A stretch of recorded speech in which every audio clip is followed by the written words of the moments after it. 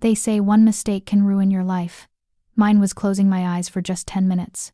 Except I didn't just fall asleep. I fell asleep in his bed. The man they called Lucky Luciano. The Italian devil in a suit who owned half of Manhattan's shadows. And when he found me there curled like an exhausted stray in silk sheets worth more than my annual salary, he didn't shoot me. He smiled. That was the beginning of the end. Or maybe the end of the beginning. You know that moment when you realize your life took a wrong turn, but you can't pinpoint exactly where? Mine was at 11 p.m. on a Friday, my feet screaming, my bank account whimpering, and my landlord's eviction notice taped to my apartment door for the 3rd time this month. I'm Nara Brown, 24, Manhattan resident by circumstance, not choice. The Roosevelt Hotel hired me 6 months ago because I showed up on time and didn't flinch when they explained the job description. Clean what drunk tourists destroy. Smile when they pretend you're invisible. Pretend you don't notice the things they leave behind. The boa constrictor was memorable. The lipstick-stained pillowcases? Routine. My degree in communications? Yeah, that's working out great. So there I was, Friday night, wearing the world's least glamorous uniform black dress that had seen better decades, sensible shoes that made my feet look like they belonged to someone's grandmother, and a name tag that got called Maria, Nancy, and once, memorably, that one. The hotel manager cornered me by the linen closet. Brown, room 707, presidential suite, double pay if you finish before midnight. My stomach did a cartwheel. Double pay meant I could pay rent and eat this week. The catch? Room 707 was a disaster zone. I could tell before I even opened the door the housekeeping crew had flagged it. Apparently, someone had thrown what the staff called a very passionate party. Translation: crystal glasses scattered like casualties, minibar emptied, and the carpet looked like it needed counseling. I pushed the cleaning cart down the hallway, mentally calculating. 45 minutes if I moved like a woman possessed. 45 minutes to reclaim my life for another week. Room 707 opened to a penthouse that looked like a fever dream of excess. Crystal chandeliers dripped light onto dark wood and leather. The windows framed Manhattan like it was painted just for the view, and the smell leather, expensive cologne, something smoky, that felt almost dangerous. I got to work with the efficiency of someone who'd cleaned her way through 3 years of debt, vacuumed, scrubbed, straightened. My hands moved on autopilot while my brain calculated. Enough for rent, maybe some coffee that didn't taste like regret, possibly new socks. Then I saw the bed. Not a bed, a structure. A California king that looked like it had been imported from a palace. Silk sheets. Pillows that seemed to be mocking the concept of hard work. The kind of bed that made you understand why some people spent their lives climbing the wrong ladders to afford the right thread count. I was almost done. Almost. I should have left. Instead, I looked at the clock. 11:47 p.m. 13 minutes left. My calves were vibrating. My head was pounding. I hadn't eaten since a sad tuna sandwich at noon, and the universe was clearly testing whether I could remain vertical. I sat down. Just for a second. Just to let the room stop spinning. The sheets felt like clouds. I lay back. Just for a moment. That's when I made the mistake that would burn my old life to the ground. In my dreams, I was somewhere else. Somewhere warm. Somewhere my mother wasn't working double shifts and my father wasn't a ghost in a photograph. I was the girl I was supposed to be, not exhausted, not struggling, not curled up in a stranger's sheets like a stray looking for warmth. The dream was so vivid I could taste it. Then it shattered. A key card. The soft click of an expensive lock. The whisper of a door opening. My eyes snapped open. For about 3 seconds, I didn't understand what I was looking at. Ceiling. Chandelier. Not my apartment. Not anything that belonged to my life. Then reality hit like a fist. I sat up so fast the room tilted. My uniform was wrinkled. My name tag was somewhere in the sheets. And I was, oh God, I was lying on what could only be described as the bed of someone important. The important part came through the door. He moved like he owned the oxygen in the room. 32 years old, maybe. Italian features sharpened into something dangerous. His suit was dark, perfectly tailored, and probably cost more than my car payment, if I had a car. The shirt underneath was cream-colored silk, unbuttoned just enough that I could see the chain around his neck gold, catching the light like it was showing off. His eyes found me on the bed, and he stopped. For a moment, the world held its breath. I opened my mouth. Words tried to form, but they got stuck somewhere between my brain and my teeth. I It's not, I didn't. My accent, my panic, my complete inability to not sound like a cornered animal, it all came spilling out at once. He didn't move, didn't shout, didn't even look angry. He smiled. Slow, sharp. The kind of smile that suggested he'd seen dead things look more alive than I did in that moment. "Well," he said, his voice smooth enough to pour over ice. "Looks like I finally found someone brave enough to sleep in my bed." The sarcasm was a blade. I scrambled off the mattress like it was on fire, my legs tangling in silk sheets, my shoes finding purchase on the hardwood floor. "I'm so sorry. I didn't mean to, the shift was so long." And I sat down for just a second, and then, "You fell asleep," he finished, the amusement in his voice unmistakable. He walked to the bar and poured himself a drink whiskey, probably, knowing the type of room this was.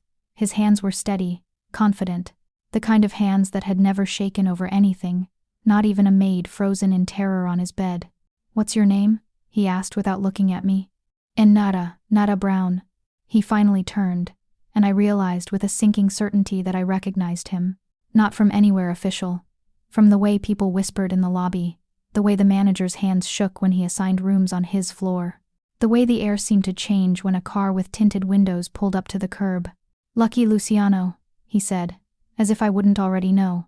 "And Nara Brown, you just had the most expensive nap of your life." He said it like it was a compliment. I said nothing because there was nothing to say. I was already living my last day. Lucky didn't fire me. That's the part I couldn't stop thinking about as he leaned against the bar, whiskey in hand, watching me like I was the most interesting thing he'd seen all day. Or maybe all month. The expression on his face said neither. It said I was a puzzle. "You look terrified," he observed, tilting his glass slightly. "Should I be concerned about that?"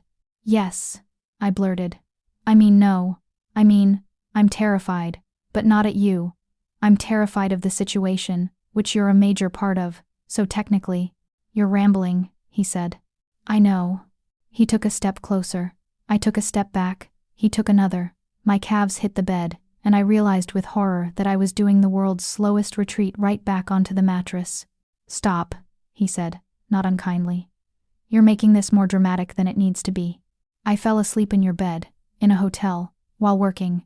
I'm pretty sure I'm about to be fired, possibly arrested, and definitely deported to a life of shame and—" "You're not going to be fired." I blinked. "What?" He set down the whiskey glass on the side table with deliberate care. In the light, I could see the tattoos on his forearms, intricate designs that looked like they'd been done by someone who understood that art and violence weren't that different. His left hand bore a gold ring with a symbol I didn't recognize but instinctively feared. "You're not going to be fired," he repeated, "because you're not going to leave this room and tell anyone about this, and because I have a different use for you." The air in the room changed. "A different use?" I repeated weakly. "You work at this hotel, yes? Every day?" "Most days. I work shifts, I clean rooms, I pretend I don't exist." "Good." He moved past me, and I caught the scent of his cologne, something dark and expensive. "Tomorrow night, you're going to meet me in the lobby at 8. You're going to wear something that doesn't look like a maid's uniform, and you're going to smile like you actually want to be alive." I stared at him. "Are you asking me out? After I committed what should have been an unforgivable crime?" "I'm not asking." "Right, of course. The whole Mafia Boss thing means questions are more like suggestions?" Something flickered across his face. For a second, I thought I'd gone too far, that my mouth had finally written a check my life couldn't cash. But then he did something worse than get angry. He laughed. It was a real laugh, not cruel, not fake. The kind that said he genuinely appreciated that I'd had the audacity to be sarcastic to a man who could make me disappear with a phone call. "You're funny, Nara Brown," he said. "I wasn't expecting that. I'm not actually trying to be funny." "Exactly." He moved toward the door, pausing with his hand on the frame. "Tomorrow, 8 p.m. Lobby. Don't be late, and don't tell anyone." "Don't tell anyone what, exactly?" He smiled that sharp smile again. "That you fell asleep in my bed. They'd wonder why you're still alive." Then he left, and I was alone in a penthouse that suddenly felt very, very small. I didn't sleep that night. Not because I was afraid. Well, not just because I was afraid. Mostly because my brain was a pinball machine of thoughts ricocheting between "you're going to die" and "wait, does this count as a date?" By the time 7:47 p.m. rolled around, I'd changed clothes 4 times. The first outfit screamed, "Maid trying to dress up," black dress from a clearance bin. The second was too trying. Red dress, too much lipstick, looked like I was auditioning for a role I didn't want. The third was safe, jeans, sweater, invisible. The fourth was what I landed on. Navy dress, simple, elegant enough to not embarrass myself but not so fancy that I looked like I'd borrowed it from my sister's wedding. Which I had, but that's beside the point. The lobby of the Roosevelt felt different when I wasn't pushing a cleaning cart. Suddenly I was aware of the marble floors, the gold fixtures, the other guests noticing me, or at least, noticing that I was nervous and didn't belong here as a guest. I stood near the fountain, trying to look like someone who frequented 5-star hotels regularly. At 7:59 he appeared. No fanfare, no dramatic entrance. He just walked in like he'd already owned the space, like the lobby had been waiting for him. Same suit, darker maybe. Same confidence. He scanned the crowd and found me immediately. I was struck, suddenly, by how precise his movements were. Nothing wasted. Everything intentional. "You came," he said as he approached. "You said 8 o'clock. People say a lot of things. Not everyone means them." I didn't know how to respond to that, so I pivoted to the only question burning in my chest. "Why did you really ask me to meet you?" He gestured toward the lobby exit. "Walk with me." We moved through Manhattan like characters in a movie I was too poor to be in. A limousine was waiting, of course it was. He opened the door for me, which was somehow more unsettling than if he'd let it slam in my face. Inside, the car smelled like leather and money. A driver nodded but said nothing. Privacy felt like a weapon. "You want to know why?" he said once the car was moving. "I think I deserve to know. I'm either about to be kidnapped or seduced, and I'd like to know which so I can panic appropriately." Again, that laugh. "Neither. I want to know why a girl with your face exhausted, hopeless, running on fumes still had the audacity to make a joke about falling asleep in my bed instead of begging for mercy." I turned to look at him. Really look at him. In the car's low light, he looked less like the devil, and more like a man who'd seen too much and done too much to ever go back to being anything else. I was terrified, I admitted. The sarcasm was just coping. Better to joke about dying than actually think about it. He nodded slowly, like I'd confirmed something he already knew. "What do you want your life to be, Nara?" The question caught me off guard. No one had asked me that in years, probably ever. "I want to not be afraid all the time," I said quietly. "I want to sleep without my shoulders touching my ears. I want to eat something that isn't microwaved. I want to exist, and not be invisible." He didn't respond immediately. Instead, he reached over and took my hand. His palm was warm, rough in places where I expected smooth. "Maybe you should stop being a maid," he said. "And do what? Be with me instead." The car kept moving through the glittering city, and I realized I'd just crossed some invisible line from which I could never come back. I quit the Roosevelt the next morning. Not dramatically, I just didn't show up for my shift and called to say I wouldn't be back. The manager tried to convince me to stay. "Brown, you're one of the reliable ones," which was somehow the saddest compliment I'd ever received. Reliable at being invisible. "Congratulations, Nara." By noon, my phone buzzed. A text from an unknown number. "Your apartment building. 2 p.m. Pack light." I stared at my phone like it might explode. Was I really about to get in a car with a man named Lucky Luciano and drive to nowhere? Was I really that desperate? Yes, I was. My apartment was a study in depressing minimalism. One bedroom that doubled as a kitchen area, a bathroom where the shower had given up on water pressure years ago. The kind of place where the roaches had seniority and made the decisions about who stayed and who left.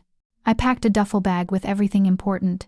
2 pairs of jeans, 3 shirts, the one dress that wasn't navy, underwear, and a toothbrush.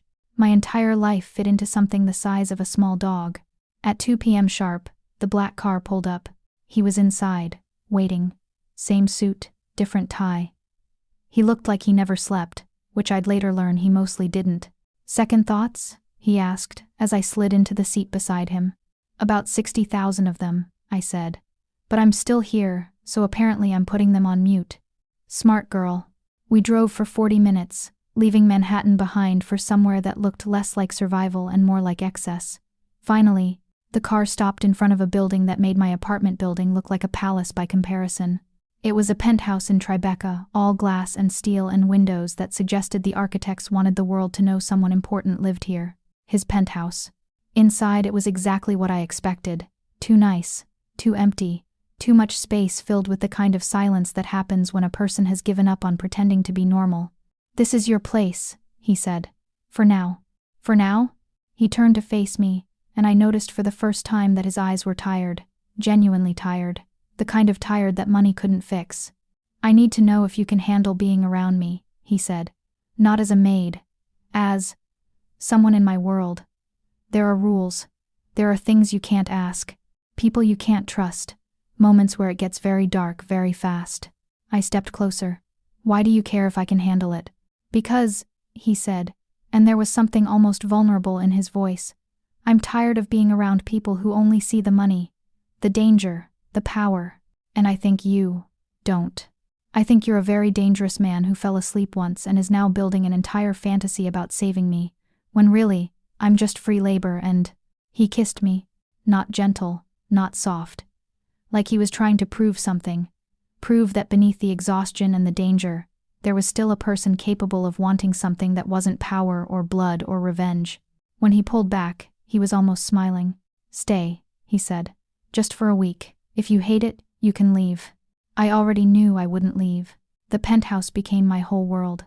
Not in a trapped way at least, not entirely, but in the way that gravity works. Everything I'd known before felt suddenly insignificant compared to the pull of this place, this man, this version of my life that I hadn't known existed until I fell asleep on silk sheets. Lucky had rules, unspoken mostly, but clear. Don't ask about his meetings. Don't answer the phone if it rang when he wasn't home. Don't go into the study. Don't speak to the men in black suits who came and went like shadows. Don't exist in the parts of his life that involved violence or blood or the kind of decisions that weighed on his shoulders like a physical thing. But he would take me everywhere else. 3 days after I arrived, he brought me to a club downtown. Not the kind of club where people went to dance and forget. The kind where forgetting wasn't allowed. It was all dark corners and expensive whiskey and men who looked like they'd traded their souls for the right to sit at certain tables. "Stay close," he said, his hand on the small of my back as we entered. The club pulsed with bass so deep I felt it in my sternum. Lights strobed red and black. The air tasted like smoke and danger and something else I couldn't name. We ascended to a private balcony where a handful of men sat playing cards. They looked up as we approached. Their expressions shifted from casual to cautious when they saw him, from cautious to openly curious when they saw me. "This is Nara," he said simply, pulling out a chair for me. "She's with me." 2 words. With me. And suddenly I had a status, a designation, a reason to exist in a space where I should have been invisible. One of the men older, with scars that looked like they had stories, leaned forward. "Lucky. Since when do you bring—" "Since now," he said, and the conversation died like something with no will to live. He ordered champagne. Expensive, probably old. It tasted like victory tastes, if victory had a flavor. I sat beside him, hyper-aware of every movement. Every second his hand wasn't touching me. The men played cards in a language I didn't understand. Not English, Italian, but a hybrid of both, mixed with numbers and names I recognized from the news. Money changed hands. Drinks were refilled. The night stretched on. At one point, he leaned over and whispered, "You're handling this better than most." "Most what?" I whispered back. "Most people I've brought here. Most women especially. They get scared. They cry. They realize they're in a room with men who've done things that can't be undone." "Are you trying to scare me?" "I'm trying to be honest." I turned to look at him, really look at him. In the bar's amber light, he looked less like a myth and more like a man living on the edge of something vast and dark. "I've been scared my entire life," I said. "Scared of bills, scared of the future, scared of being nobody. This is just a different kind of scared. At least with you, the fear comes with champagne." Something shifted in his expression. For a moment, the devil in a suit looked almost human. He took my hand under the table. Not possessive, protective. Like he was anchoring himself to something real while the world around us burned. "We should go," he said. We left before midnight. In the car, he didn't speak.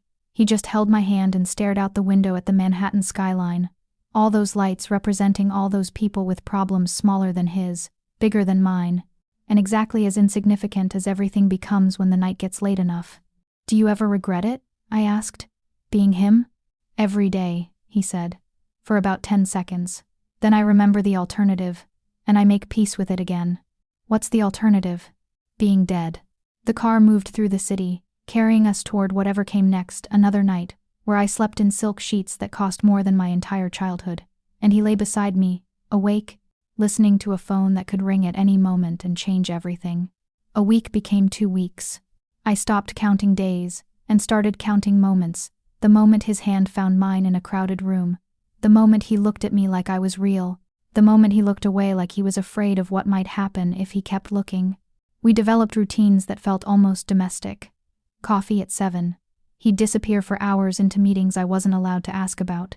I'd read in the library, the one room in the penthouse that felt like it had soul, surrounded by books that looked like they'd been read, not just displayed. He'd come home at night, sometimes with blood on his knuckles, sometimes with that tired look that said he'd been somewhere, doing something that cost him pieces of himself. And sometimes, he couldn't sleep. Those nights were the realest. It was 3 in the morning when I found him on the rooftop terrace for the first time.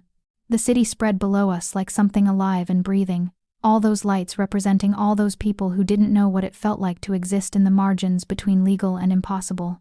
Can't sleep? I asked, wrapping the silk robe around myself against the October chill. Haven't slept well in 8 years, he said.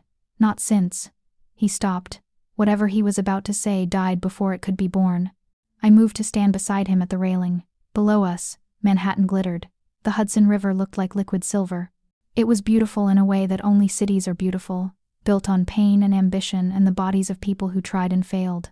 I haven't slept peacefully in longer than that, I said. I used to sleep with the light on, because the dark felt like it was hunting me. Then I got used to the dark. Then the light started to scare me because it meant I had to see my own life. He turned to look at me. How are you so honest? Doesn't it terrify you? All the time, I said.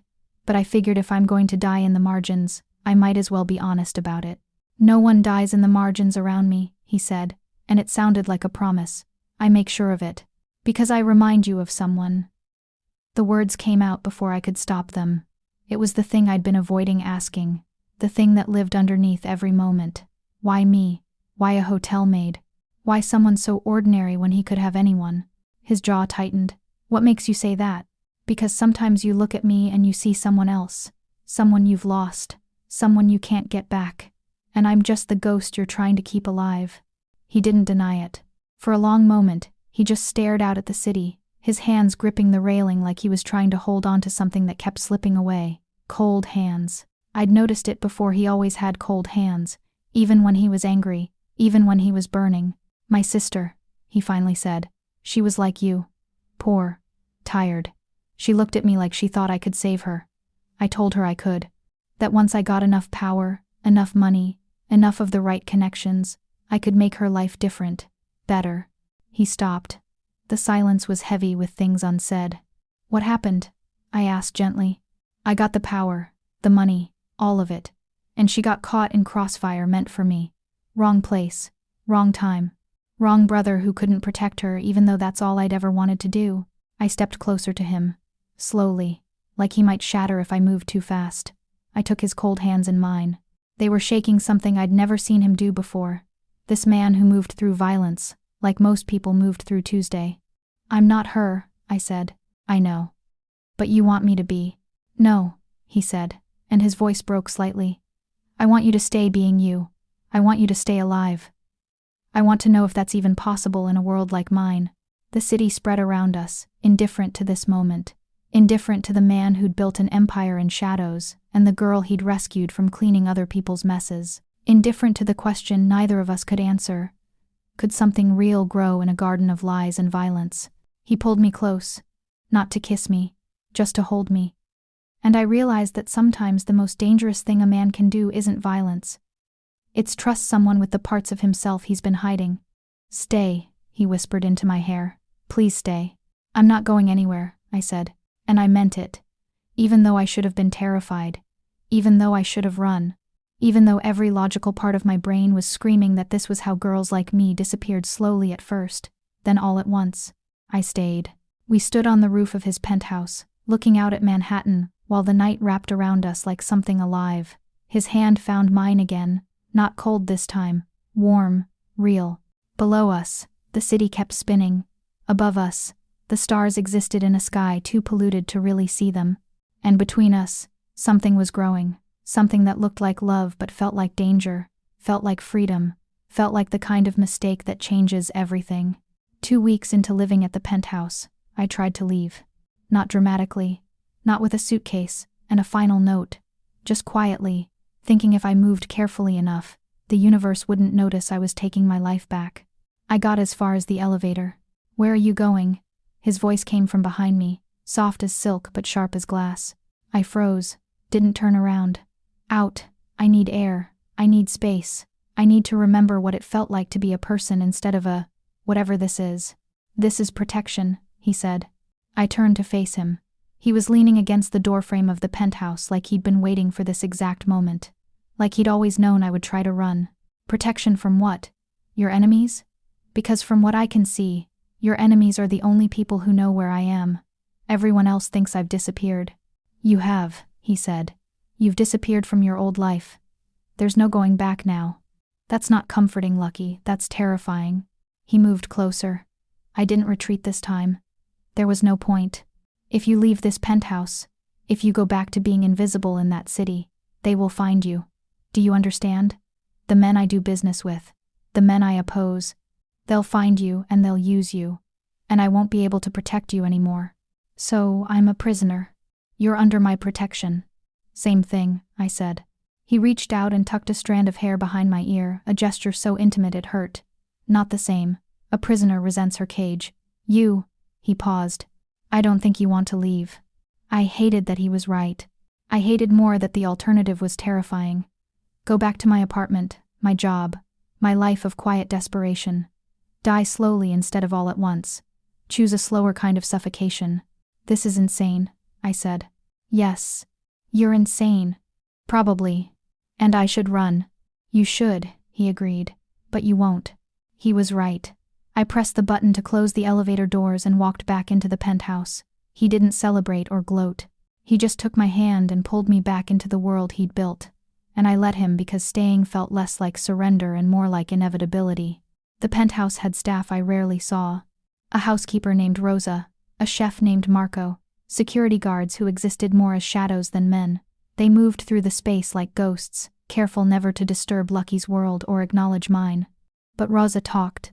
I found her in the kitchen one afternoon, while Lucky was in his study with a client. She was chopping vegetables with the practiced efficiency of someone who'd fed powerful people for decades.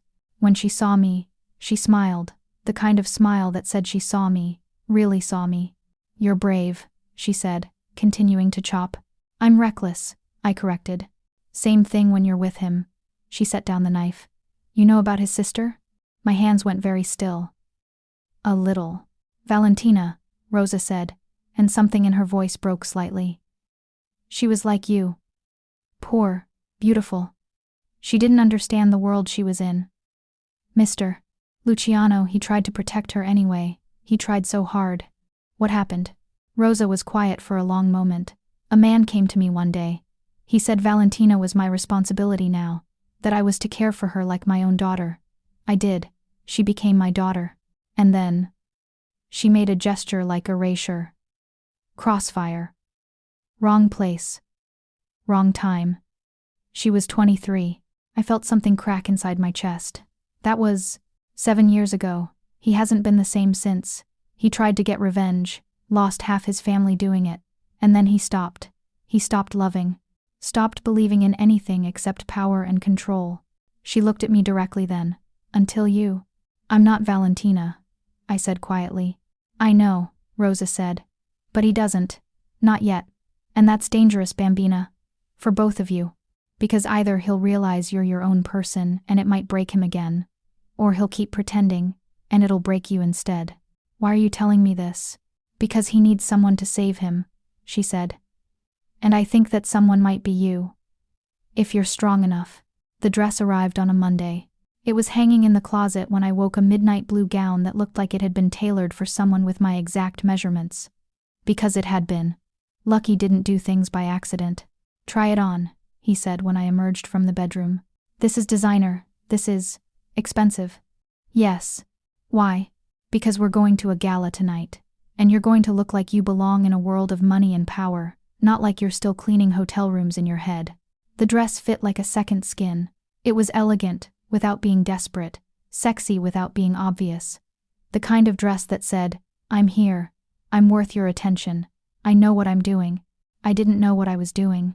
The gala was at the Metropolitan Museum of Art, a charity event for people who had too much money and needed to feel like it wasn't corrupting their souls. Crystal chandeliers, waiters in white gloves, conversations that happened in low voices in corner spaces where everything was negotiable and nothing was honest. Lucky kept his hand on the small of my back all night, introducing me to people without explaining who I was. That was the beauty of it. The mystery made me more interesting than the truth would have been. A woman approached us near the bar. She was older, dripping in pearls that looked like they'd been worn through centuries of New York society. Lucky, she said, kissing his cheek. Who is this delicious creature? Nara, he said simply. How exotic. Are you an artist? I clean hotel rooms, I said. The woman froze. Lucky's hand tensed on my back. The woman laughed a brittle, shocked sound. Oh my God, you're joking. You must be joking. Not really, I said. Do I look like I'm joking? Something shifted in the woman's expression. She became more interested, not less. Lucky Luciano slumming with the help. How delightfully scandalous. After she left, Lucky pulled me toward the coat check. That was dangerous, he said in the car on the way home. Honesty? In a room full of people who trade in lies, honesty is a weapon. You just fired it at a woman with connections to the FBI. Should I apologize? No, it was the smartest thing that happened all night. He turned to look at me. See, you're learning. The world of old money and old power doesn't reward truth. It rewards the people who tell the truth like it's still a lie. You did that perfectly. I thought you said I was reckless. You are. That's what makes you valuable. There was a party at his penthouse the following Friday. Not a charity gala. A real party, the kind where deals happened in hallway corners, and women wore red lipstick like armor, and men settled disputes with whispers instead of bullets. I tried to hide in the library, but Lucky found me. Dance with me, he said. I don't dance. Exactly why you need to. He pulled me onto the terrace where a band was playing something slow and sultry. The New York skyline stretched around us. Strings of lights reflected off the Hudson River. It was the kind of moment that belonged in a movie where the heroine doesn't die. His hand found the small of my back. Mine went to his shoulder. We moved together like we'd been doing this for years, like our bodies already knew the language of each other. You're thinking too hard, he said. You're dancing like you're trying to prove something, aren't you? I looked up at him. In the firelight from the terrace heaters, his face was all shadows and sharp edges. The man who'd found me sleeping in his bed seemed to have aged years in only weeks. Prove what? I asked. That you can exist in my world without disappearing. We spun slowly. Around us, people were watching. I could feel their eyes like heat on my skin. The whispers that would follow. Who is she? Where did he find her? How long until she's dead? One man made his way to us, older, scarred, the kind of person who'd seen too many wars. Lucky, he said, interrupting the dance. She's beautiful. Almost like, don't, Lucky said, his voice dropping to something dangerous. Don't even start. I'm just saying she looks like Valentina. The eyes, the mouth. It's uncanny. You're not usually sentimental, my friend. Lucky's jaw clenched. For a moment, I thought he might do something violent. Instead, he took my hand, and we left the party mid-dance, leaving the man standing alone on the terrace. In the elevator, I finally asked, Am I just a replacement? No, he said, and he sounded angry. You're not. Don't let anyone make you believe that. But we both knew it wasn't entirely true. It happened on a Wednesday night, at 11:47 p.m. Lucky was on the phone in his study. I was reading in the library when the first shot came through the window. The glass didn't shatter like in movies. It exploded. Shards flew like diamonds, cutting and sharp, and absolutely real. The sound came after gunfire, rapid and merciless. I dropped to the floor on instinct, crawling toward the doorway. Lucky, I screamed. He emerged from the study, gun already drawn. His expression shifted from calm businessman to something else entirely, something feral and ready for war. Penthouse? I heard him shout into a phone. Breach Protocol Delta. Secure the south exit. Another volley of shots. The floor-to-ceiling windows on the west side imploded.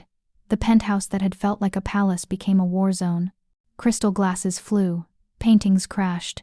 The world was breaking apart, and I was in the middle of it.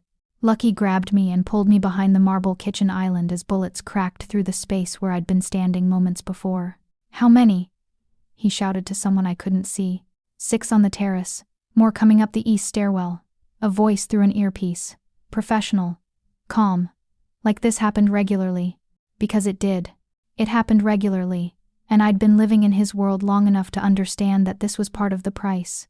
This was what it meant to exist in the margins between power and survival. Lucky positioned me against the wall. His hand was steady when he took mine. "Listen to me, there's a panic room. Behind the painting in the bedroom. You go. You lock the door. You don't come out until the all clear." "What about you?" "I'm fine. I've done this before." "You're going to kill people?" "Yes," he said, and there was no emotion in it. "That's what they're here for. Now go." I didn't want to leave him. But running seemed smarter than dying, so I ran. Crawled through the penthouse while gunfire erupted all around me. The bedroom felt impossibly far away. I could hear him fighting the sharp crack of his gun, the methodical pace of someone who'd trained for exactly this scenario. I found the painting. A Renaissance landscape worth more than my entire existence. I pulled it away and found the door. Security keypad. I didn't know the code. Nara. His voice through an earpiece I didn't know I was wearing. "Code is 0717. That's my sister's birthday." I punched it in. The door opened. I stepped into a space that looked like a bunker-reinforced walls. Supplies. A monitoring system showing feeds of the penthouse in chaos. I watched on the screens as he moved through rooms like death incarnate. No hesitation. No mercy. A man doing what he'd been built to do. One attacker got close. Too close. Lucky didn't shoot. He moved with precision I'd never seen before, and the man dropped.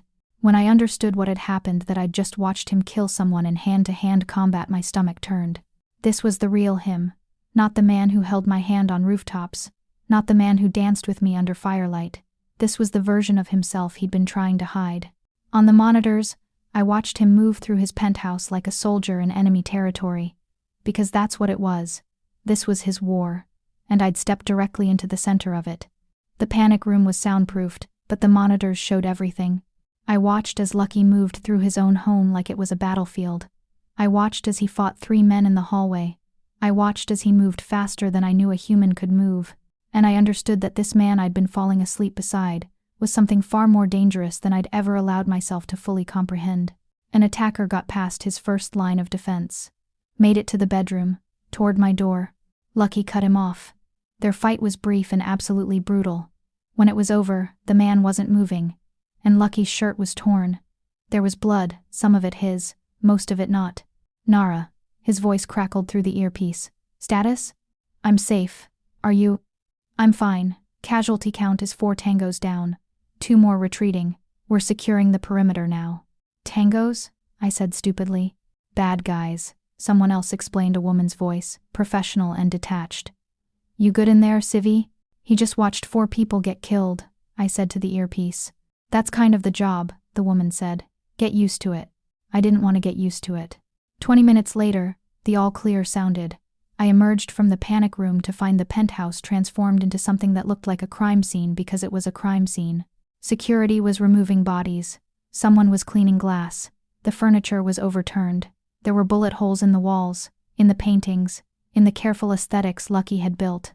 And Lucky stood in the center of it all, covered in blood, looking more alive than I'd ever seen him. "You're bleeding," I said. He looked down like he was surprised by this information. "Knife wound, not deep. You need medical attention. I need to know you're safe." I moved closer and lifted his shirt. The wound was along his rib cage, jagged, bleeding, definitely requiring more than first aid. I pulled him to the bathroom and started cleaning it. His hands were shaking slightly. Or maybe mine were. It was hard to tell anymore where my fear ended and his adrenaline began. "This is what I am," he said while I worked. "This is the part of me I've been trying to hide from you. The part that kills without hesitation. The part that turns his own home into a war zone without blinking." "I know," I said. "Do you? Because if you stay, you have to accept this. You have to accept that there will be more nights like this. That you'll be running to a panic room while I'm deciding whether to put a bullet in someone's head or a knife in their ribs. I didn't respond. I just finished cleaning the wound and wrapped it carefully. My sister, he continued, she couldn't accept it. She tried. But every attack, every moment of violence, it broke her down a little more. She became a liability, and then she became dead. I looked up at him. I'm not your sister. I know, I'm starting to understand that. After the attack, I couldn't sleep. Neither could he, but that wasn't unusual. We sat on the terrace with whiskey and cigarettes, looking out at a Manhattan that continued to glitter like nothing had changed. Down there, people were going about their lives, unaware that violence had just torn through a penthouse above their heads. Lucky's shirt was off. I could see the new scar from the knife wound, red and raw, but I could also see the older scars. Many, many older scars. Gunshot wounds, knife work, burns that looked like they'd been deliberate. His body was a roadmap of every war he'd fought, every battle he'd won, every price he'd paid. I traced one scar on his shoulder, long, precise, purposeful. Training, he said. When I was younger, we had to prove we could endure pain, that we understood what the job required. Who's we? I asked. The organization, the family business, if you want to be quaint about it. My father ran it before me. His father before him. We don't get to choose whether we want in. We're born into it. I traced another scar. How old were you when I got this one? 14. Jesus. That's not even close to the worst one. He pointed to a scar across his hip. That one's from when I was 17. Rival family sent a message. It was very pointed. How did you survive? Rage, he said. Pure, unadulterated rage at people who thought they could hurt me and get away with it. I tracked them down. Took me 3 months. By the time I was done, there wasn't enough left of them to identify. He said it casually, like he was discussing weather. And you were 17, I said. I was old for my age. I poured more whiskey. We drank in silence for a while, watching the city pretend nothing was happening in its upper echelons. Your sister, I said carefully. Did she have scars? Emotional ones. She wasn't built for this life. She was gentle, sweet. She wanted to believe in love and hope, and things that don't exist in my world. Things like what? Like redemption, he said. Like the possibility that someone can build something good without blood underneath. She believed that. And I loved her for it. And I got her killed for it.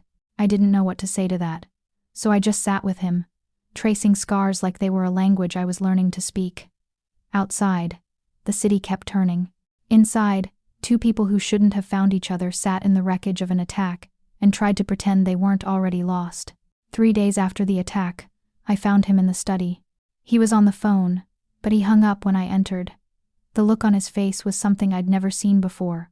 Controlled anger mixed with something almost like fear. We need to talk, he said. My stomach dropped. Those were the words that preceded endings. You're a weak spot, he continued, pacing like a caged animal. You know that, right? The moment you became part of my life, I became vulnerable. And vulnerability in my world gets you killed. So what are you saying? That I need to leave? No, he said, and the anger intensified. That's what makes this worse. I don't want you to leave. I need you to leave. There's a difference. He stopped pacing and faced me directly. I've spent 8 years building walls. 8 years making sure nothing could touch me because feeling things got my sister killed. And then you fell asleep in my bed, and something broke. Something I'd spent years putting back together just broke. Lucky. I find myself thinking about you during meetings. I lose focus. I lose control. During that attack, instead of securing the perimeter first, I kept thinking about where you were, if you were safe. That's not me. That's not who I am. That's not who I can afford to be. So, what do you want from me? I want you to understand what this means. If you stay, I'm going to keep being irresponsible because you exist, and irresponsibility gets people killed in my world. So either you leave, and I go back to being the monster I was before, or you stay, and we both accept that loving you is slowly destroying me. He said the word loving, just dropped it into the conversation like it had been inevitable all along. I didn't ask you to love me, I said. I know. That's what makes it so dangerous. It just happened, and now I can't turn it off. He poured whiskey with shaking hands. Actually shaking. The powerful, controlled man who'd fought 3 people in his own home was shaking because of me. Choose, he said. Stay, and destroy me slowly, or go and let me be the monster I need to be to survive. I didn't have an answer, because both options meant loss. For both of us, we didn't discuss his confession. Instead, we moved through the penthouse, like people tiptoeing around a bomb that might detonate at any moment. He'd go into his study for meetings and emerge with the look of someone who'd made decisions that couldn't be unmade. I'd read in the library and pretend I wasn't listening to his phone conversations through the walls. But the night after the confession, something shifted. He came to me in the bedroom. The windows had been repaired, but you could still see the slight discoloration where bullets had punched through reinforced glass. Outside, the city glittered like nothing had changed. "Come here," he said. I did, because I always did. He pulled me onto the balcony, and the city spread before us, millions of people living their lives without any idea of the war happening in the sky above them. "I need to ask you something," he said, and his voice was different, softer, "and I need you to answer honestly. Okay. Are you staying because you love me, or are you staying because you're afraid of leaving?" It was the question I'd been avoiding since the moment I climbed into his car outside my apartment building. "Both," I said. "I'm staying because part of me is terrified to be without you, and part of me is terrified to be with you. Those two fears have become the same fear, and I can't separate them anymore." He reached up and cupped my face in his hands. His palms were warm, real, the hands of a man who'd just killed people 3 days ago, now holding me like I was something precious. "Don't fall in love with me," he whispered. Too late. He kissed me. It was different from before, less about passion, more about ownership. His mouth was urgent against mine, tasting like whiskey and cigarettes and the kind of desperation that comes from knowing something is both inevitable and impossible. My hands found his shoulders. For a moment, everything else disappeared. The violence, the fear, the questions about whether I was a replacement for his dead sister.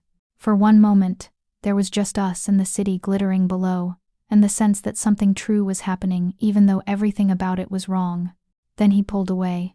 "This is a mistake," he said, and his eyes were already closing, pulling back, building walls. "We're a mistake," I agreed. "The worst kind, completely disastrous, and still inevitable." He walked back inside, leaving me on the balcony with the city spread beneath me and the taste of him still on my mouth. A kiss that felt like an ending before the beginning had barely started. I went to the Roosevelt the next day, not to clean, just to remember what my life had been like before. The lobby was the same glass and marble and the soft jazz that seemed to exist in a permanent loop. But I was different. I moved through it, like I owned part of it now, because I did. I owned a piece of a different world. A man approached me near the front desk. He was older, maybe 60, with silver hair and eyes that had seen too much. "Nara Brown?" he said. I didn't know him. "Yes. My name is Daniel Rossi. I knew Valentina Luciano." Everything stopped. "I'm sorry," I said. "Valentina, Lucky's sister. You've heard of her, I assume? How do you know who I am?" "Because you're all over Lucky's penthouse. Because you've become important to him. And because..." He pulled out his phone and showed me a photograph. It was a girl. Young, maybe 22 or 23, dark hair, high cheekbones, the same shape of face, the same way of holding her head slightly tilted. She looked exactly like me. No, not exactly. Close enough that if I saw us side by side, I'd assume we were sisters. Same eyes, same mouth, same something indefinable that made us look like we came from the same place, the same pain. "That's Valentina," the man said. "She died 7 years ago, and you're the first person Lucky has looked at since her death." My hands were shaking. "I don't understand." "He's using you," Daniel said gently. "Maybe he doesn't realize it. Maybe he's convinced himself that he's fallen in love with you. But the truth is, he's trying to bring her back. And the longer you stay, the more dangerous that becomes." "Why are you telling me this?" "Because I loved Valentina," he said. "And I don't want to watch you die trying to fill a ghost's shoes." He pressed the phone photo toward me. I took it with numb fingers. "Leave," Daniel said. "While you still can. Before he fully replaces her with you. Before he realizes you're not her and gets rid of you like every other reminder of his failure." Then he was gone, melting back into the lobby like he'd never existed. I stood holding a phone with a photograph of a dead girl who looked like me, and I understood that nothing in my life would ever be the same again. I didn't wait for him to come home. I went to his study, and I waited, the photo clutched in my hand like evidence. When he arrived, the first thing he noticed was my face. What happened? He said immediately. Alert, dangerous, ready for war. I showed him the photo. For a moment, nothing happened. He just stared at the image of his dead sister like she was going to climb out of the screen and save him from whatever was coming next. Where did you get this? His voice was very quiet. A man named Daniel Rossi. He found me at the Roosevelt. He told me about Valentina. Daniel has no right. He had every right.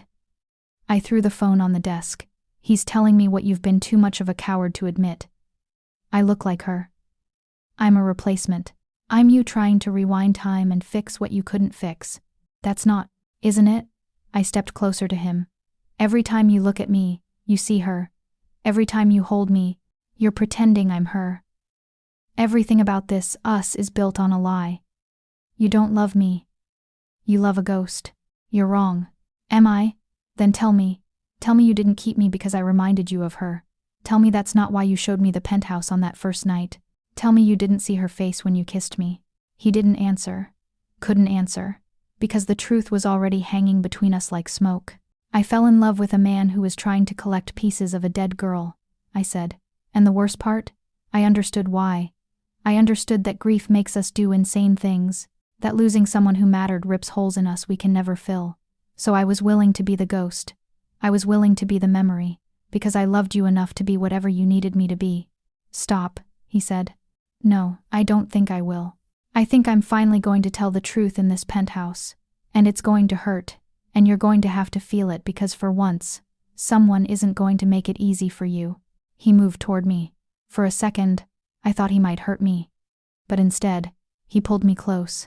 His hands were in my hair, his face buried in my neck, and his whole body was shaking. I'm sorry, he whispered. I'm so sorry. That's not an answer. I know. Did you love her, or did you just love the idea of saving her? Yes, he said. Both. Neither. I don't know anymore. He pulled back and looked at me directly. When I found you in my bed, yes, you reminded me of her, but that's not why I kept you, and that's not why I love you. Those are different things. How can you tell the difference? When you're looking at me and seeing her. Because when I look at you, you terrify me. Valentina never did. She made me feel protective. You make me feel like I'm drowning. You make me feel like I'm losing control, and I hate it, and I need it. And if I lost you, I don't think I'd come back from it. I wanted to believe him. God, I wanted to believe him. The man told me to leave, I said. He said the longer I stay, the more dangerous it becomes. That you'll eventually realize I'm not her, and get rid of me. He's right, Lucky said. About some of it. The danger is real. The grief is real. But the part where I get rid of you? That's the part he's wrong about. Because I've spent 8 years building walls around myself, and you came along and just smashed through them. I can't go back. I don't want to go back. He took the phone with Valentina's photo and looked at it one more time. She was my sister. I loved her. And I failed her. That's a wound that will never heal. But you're not the salve for that wound. You're a new story. A different story. And maybe that's scarier because I don't know how it ends. He set the phone down and took both of my hands in his. Do you want to leave? He asked. I thought about it. Thought about running. Thought about choosing the safe option. No, I said. But I need you to stop looking for her in me. I need you to see me. Just me. Not the ghost. Not the replacement. Just Nara Brown, the hotel maid who made a mistake and fell asleep in the wrong bed. I see you, he said. I've been seeing you since the moment you woke up terrified. You're the bravest person I know, and I'm terrified that I'm going to destroy you anyway. Because that's what I do. I destroy everything I touch, everything I love. I cupped his face in my hands. His skin was warm, real. The man behind the myth, finally exposed. Then we'll be destroyed together, I said. Because I'm not leaving, not because I'm afraid. But because you're right, something is happening between us, and it scares me too. And I'd rather be scared with you than safe without you. He kissed me again, and this time it was different. It was desperate and honest and full of all the things we couldn't say out loud. When we broke apart, he rested his forehead against mine. This won't end well, he said. Probably not. We're going to hurt each other. Very likely. And I'm going to make you question every decision that brought you here. I'm already questioning them, I said. But I'm staying anyway. He held me like that for a long time, and I realized something crucial. He wasn't holding Valentina's ghost. He was holding me. Finally. really holding me. And maybe that was the most dangerous thing of all. We lay in the dark that night, and he finally told me everything. Not the sanitized version, not the version meant for people with delicate sensibilities. The real version, the one he'd been carrying like a stone in his chest for 7 years. Valentina was supposed to marry someone, he began, his voice barely above a whisper. A man from another family. It would have united our organizations, made us stronger. She didn't want to, but in our world, what you want doesn't matter. Duty matters. Legacy matters. I said nothing, just listened. 3 days before the wedding, she came to me and asked me to help her escape. She wanted to run, she wanted to be normal, and I told her I would help her, that I'd get her the money, the documents, everything she needed. His hands were shaking in the dark. I was supposed to meet her that night, supposed to bring her to a safe house, get her out of the city, start her over somewhere she'd be invisible. But I had a meeting that ran late. Some low-level business dispute that I thought I could wrap up quickly. He stopped. The silence stretched. By the time I got to the meeting spot, she was already dead. The car was totaled, bullets everywhere. They'd been waiting for her. Someone told them she was trying to run. Someone told them I'd be there too. It was an ambush. Who told them? I asked quietly. I never found out. I spent 2 years trying to find out. I killed a lot of people looking for that answer. None of them had it. So I gave up. I accepted that my sister died because someone betrayed me, because I was careless, because I thought I could save her and I was wrong. He rolled over to face me, and in the darkness, his eyes looked hollow. When I saw you in my bed, sleeping like you didn't have a care in the world, you looked so much like her that for a second, I thought I was hallucinating. I thought maybe I'd finally gone insane from grief. And then you woke up, terrified and rambling, and you were so alive in a way she never got to be, and I needed that. I needed to feel like I could protect something she had, like I could rewrite the ending. But that's not what this is anymore, I said. No, he agreed. This is different now. This is real, and that's more terrifying than the grief ever was. He pulled me closer, and I felt something break open inside him, something that had been sealed shut since the moment his sister died. I love you, he said. Not because you look like her, because you're nothing like her. You're brave where she was gentle. You're here where she wanted to run. You chose this life. She was trapped in it. I wanted to believe him. I was starting to. The envelope came the next morning. I found it on the kitchen counter when I went to make coffee. No markings. Just my name on the front in handwriting I didn't recognize. Inside was a photograph and a document. The photograph was of me, before I met Lucky, coming out of my apartment building, walking to the Roosevelt. The images spanned months. Months of surveillance I'd never known about. The document was a background check, detailed, thorough. Everything about my life, my parents, my education, my financial situation, my medical history, reduced to data points on a page. At the bottom, in handwriting I recognized as Lucky's, was a single sentence. Perfect match. Proceeding with acquisition. Acquisition. Like I was a thing to be obtained. Like I was a target in a game I didn't know I was playing. What is this? I said when I found him in his study.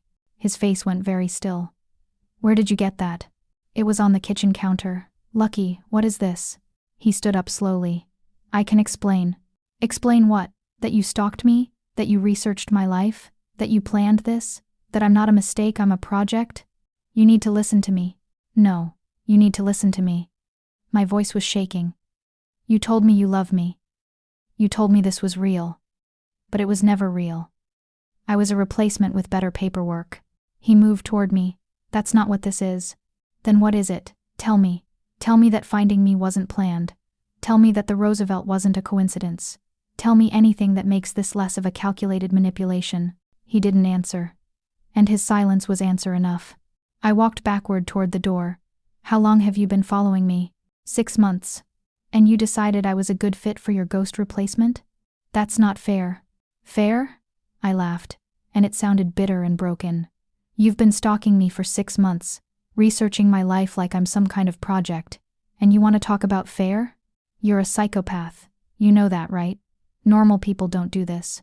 I was protecting you, he said, and there was desperation in his voice now. Before I knew you, before you were anywhere near my world, I needed to know who you were. I needed to make sure you weren't a plant, that you weren't a spy, that you could handle being around me. By violating my privacy? By stalking me like a predator? Yes, he said simply. Because in my world, that's how you survive. You gather intelligence. You know everything about everyone around you before they know you exist.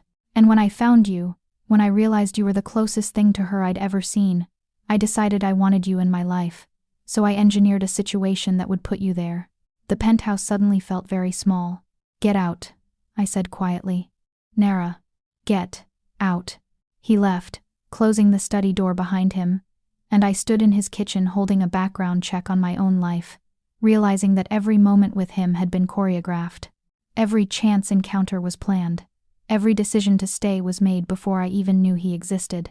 I packed a bag at 2 a.m. while he was on a meeting call in the study. Minimal, essential, enough to get me somewhere safe for long enough to figure out what came next. I left the designer dresses hanging in the closet, left the jewels on the bathroom counter, left behind everything that proved I'd ever been his. The penthouse elevator took forever to arrive. When it finally did, I thought I was safe. I was wrong. The lobby was empty. That should have been my first warning. The Roosevelt lobby at 2 a.m. should have had at least the night staff, the security guard, someone. But it was a ghost town. The black car was waiting outside. Different driver, someone I didn't recognize. Mr. Luciano sent me, the man said, stepping out. I'm not going back, I said. I'm not here to take you back. He pulled a gun. Not threatening. Just showing it to me like he was showing me his ID. You're coming with me. I ran. I've never been a runner. I've never been athletic. But survival is a motivator that transcends physical limitation. I ran across the lobby, through the back corridors I'd cleaned 1,000 times, toward the service exit that led to the street. The man was faster. He grabbed me from behind, pulling me toward the underground parking garage. I screamed, and his hand came over my mouth. I bit down hard enough to taste blood. He howled and released me. I ran deeper into the garage, toward the street, toward anywhere that wasn't the direction he was coming from. A car appeared. I thought I was finished. But the window rolled down and I saw someone I recognized, one of Lucky's crew. One of the men I'd seen at the penthouse.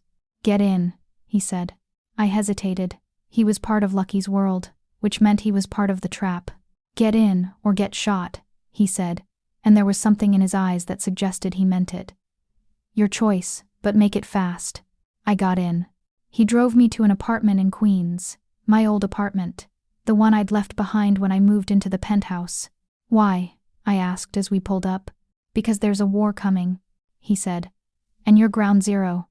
Lucky's enemies know you matter to him. They're going to come at you. We need to get you somewhere they won't think to look. Who sent you? Doesn't matter. What matters is you're not safe anywhere near him right now. He left me there with a burner phone and instructions. Don't contact him. Don't contact anyone. We'll be in touch. I stood in my old apartment, breathing hard, trying to process what was happening. That's when I saw it. The smell came first, then the flickering light under the door, then the realization that my apartment wasn't just my apartment anymore. It was burning. I ran to the window and saw figures in the street below, men with torches, moving systematically from building to building. This wasn't random. This was orchestrated. Someone was destroying the traces of my life. The piano key necklace, the one Lucky had given me, the only piece of him I'd kept when I ran, was still on the nightstand. I grabbed it and ran. The stairwell was filling with smoke. I took the fire escape and jumped the last 10 feet, landing hard on the pavement. Around me the neighborhood was waking up. People were calling 911. Sirens were beginning to wail. I disappeared into the crowd, and nobody noticed me. Nobody noticed one more person running from a fire that was systematically erasing me from the world. I spent 3 days in a motel in Jersey City, using the last cash I had. The news covered the Queens fires, 6 apartments destroyed. No deaths, thank God, but investigators baffled by the coordinated nature of the attacks. They weren't talking about mafia. They were talking about gang activity, possible gang retribution, gang violence, gang. But I knew better. This was targeted. This was personal. This was someone sending a message. You don't exist anymore. Every trace of you is being burned away. The burner phone rang on the 3rd day. I didn't recognize the number, but I answered anyway because I was tired and scared, and the alternative was to keep running forever. Where are you? It was Lucky. He sounded like he'd been awake for days, like he'd been slowly losing his mind. Somewhere safe. You're not safe anywhere. Nara, listen to me. Someone in my organization, someone close to me, they're using you to get to me. They're trying to prove I'm compromised. That my attachment to you is a weakness they can exploit. You are compromised, I said. You stalked me, you researched me, you orchestrated me into your life. Yes, and I'm telling you I was right to be paranoid because now people I trusted are burning down your entire life to prove a point. I looked down at the piano key necklace in my hand, the one piece of him I'd managed to save from the fire. Who? I asked. My right hand. A man named Victor. I brought him in when he was 17. Raised him like he was family. He's been waiting for an excuse to make a move against me. And you gave him one. How did I give him anything? I didn't know he existed until you just said his name. By mattering to me. By being something I actually cared about. He saw an opening and he took it. I heard the sound of a gunshot through the phone. Then silence. Lucky. I'm fine, he said, breathing hard. I just took care of a loose end. But there are more. There are always more. And they're looking for you. Which means I need to know. Are you running from me or running from them? Both, I said. I'm running from all of this. I want to go back to cleaning hotel rooms and not existing. I want to be invisible again. You can't be invisible, he said. Not anymore. You've been marked. By being with me, you've become important. Which means you're either going to be used as leverage against me, or you're going to have to trust me to keep you safe. How can I trust you? You lied to me. You stalked me. You planned every moment of our relationship. I know, he said. And I'm sorry. But that's not going to matter in about 6 hours when Victor's men figure out where you are. So, I need you to decide right now. Do you let me save you, or do you die alone in a Jersey motel with nothing but a piano key and the memory of a man who loved you? I looked at the necklace, looked at the generic motel room, looked at my entire life reduced to a duffel bag and a burner phone. Where are you? I asked. Coming to get you. Give me your location. I gave him the address, and as I waited for him to arrive, I realized something crucial. I'd never had a choice. From the moment I fell asleep in his bed, my life had been orchestrated by forces much larger than myself. The only choice I'd ever actually had was this one: stay alone and die, or go back to him and fight. Not much of a choice. Victor's men arrived 5 minutes before Lucky did. 3 of them. Guns drawn. Professional. The kind of men who'd done this before and would do it again without feeling anything. You're coming with us, the leader said. I stood very still. And if I refuse? You don't get to refuse. The door exploded inward. Lucky came through like a force of nature. He was covered in blood, some of it his, most of it not. He looked like he'd already fought his way through half the city to get to me. What followed was 3 minutes of violence so precise and terrible that I couldn't even track who was winning. Lucky moved between the men with lethal efficiency, a knife in the shoulder, a broken arm. A throat strike that left one man gasping on the floor. When it was over, all 3 were on the ground. One was dead. The other 2 were alive but not in any condition to continue pursuing me. We have to go, Lucky said, grabbing my hand. Is it over? I asked, as he pulled me toward the door. No, it's just beginning. We drove through the night. He explained the situation in clipped sentences while keeping his eyes on the road. Victor had been planning a move against him for years. I was just the catalyst. By taking me, by making me matter, I'd shown Victor exactly where to apply pressure. So what now? I asked. Now I end it. He drove me to a safe house, one of many scattered throughout the city. A nondescript apartment in Brooklyn that looked like it belonged to nobody important. Stay here, he said. There's food, there's water, there's a bed, you're safe. And you? I'm going to deal with Victor. I'm going to end this war before it consumes us both. How long? As long as it takes. He kissed me then, and it tasted like goodbye. Like he was accepting that this might be the last time we touched. Like he was bracing himself for whatever came next. If anything happens, I started. Nothing's going to happen, he said. I'm going to come back.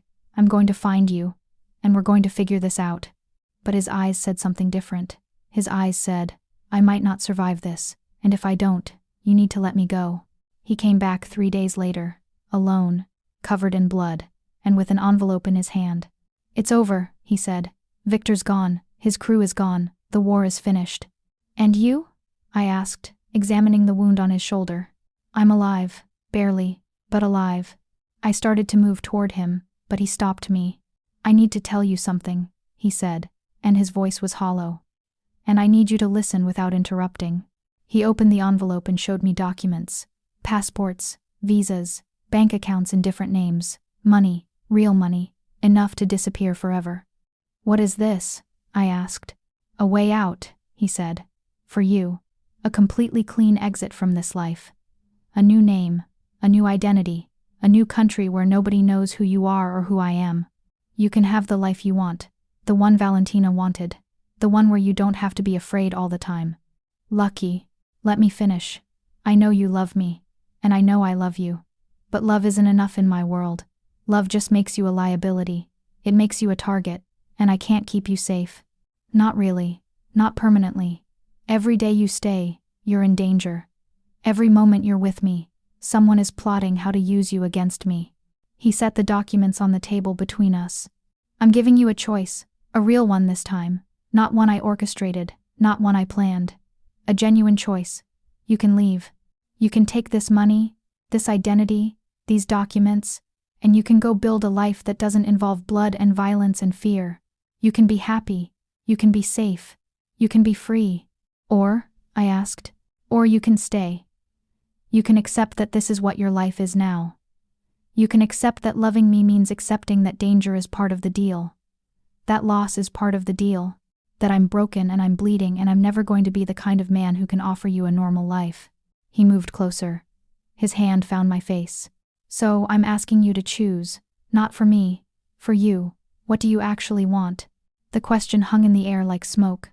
I picked up the documents, felt their weight, thought about what it would mean to disappear, to become nobody, to start over without the ghost of Valentina following me, without the violence, without the fear, and then I put them down. "I want to stay," I said. "Not because I'm afraid of leaving, but because I love you. And love means choosing the mess. It means accepting that nothing is guaranteed except this moment. And I'd rather have moments with you than a lifetime of safety without you." He held me like I might disappear if he let go. "You're going to regret this," he said. "Probably," I agreed. "But it's my choice. Finally, actually, genuinely, my choice." Weeks later, the penthouse had been rebuilt, the bullet holes patched, the shattered glass replaced. Life had continued like it does, when you have enough money to make violence disappear. I woke up in his bed, the same bed, the one where all of this started, the one that had been both refuge and trap. My eyes were closed. I could feel morning light on my face, could hear the city beginning to wake below us, could feel Lucky's arm across my waist, solid, real, present. "I know you're awake," he said softly. I opened one eye and looked at him. He was watching me like I might vanish. Like after everything, the betrayal, the fire, the war, he still expected me to disappear. "Your bed is dangerous," I said. He smiled. It was small and tired but genuine. "Only if you leave it." "I'm not leaving." "I know." He pulled me closer, and I realized something important. This was the moment. Not the beginning. Not the dramatic rescue. This quiet moment where we were just two broken people who'd chosen each other anyway. "I'm sorry," he said. "For all of it. The stalking, the lies, the war I dragged you into." "I know," I said. "And I'm sorry too. For running. For making it complicated. It was always going to be complicated. I know." We lay there as the sun climbed higher, as Manhattan woke up, as millions of people went about their lives without any idea of the quiet miracle happening in a penthouse above their heads. Two people who should never have met, who'd been brought together by obsession and grief and calculated manipulation, had somehow found something real, something worth fighting for. "What happens now?" I asked. "Now we figure it out," he said. "Together. No more secrets, no more lies. No more stalking?" "Probably some stalking," he admitted. "It's a habit." I laughed, really laughed, and it felt like the first genuine laugh since I'd fallen asleep in his bed weeks ago. "I love you," I said. "Even though you're a criminal and a psychopath and you orchestrated our entire relationship. I love you," he said. "Even though you're reckless and brave and you've completely destroyed my carefully constructed world." He kissed me, and it wasn't desperate or frantic. It was slow and deep and full of all the promises we'd never be able to keep, but would spend the rest of our lives trying anyway. Outside, the city glittered. Inside, in the dark of the bedroom, two people who'd been broken by loss and defined by violence chose to build something that looked almost like hope. The poor hotel maid had closed her eyes in a mafia boss's bed. And when she opened them, she found something she never knew she was looking for: a reason to stay.